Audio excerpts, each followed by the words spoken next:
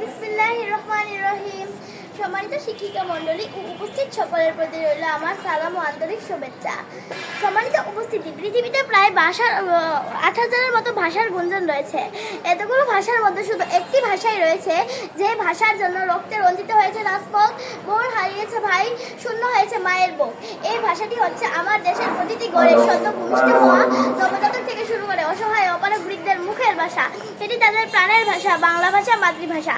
এই ভাষাটি হচ্ছে আমার দেশের কামার, কুমুর, শ্রমিক ও দিনমজুরের মুখের ভাষা। এটি তাদের প্রাণের ভাষা। এই ভাষাটি আমার আপনার সকলের প্রাণের ভাষা। 1952 সালে মাতৃভাষা বাংলা রক্ষার জন্য আন্দোলন করেছিলেন বাঙালিরা, আর তাজা রক্তের বিনিময়ে আমরা পেয়েছি আমাদের মাতৃভাষা। বর্তমান বিশ্বের প্রায় 23 কোটি মানুষের মাতৃভাষা বাংলা। আমি গর্বিত যে আমার মাতৃভাষা বাংলা।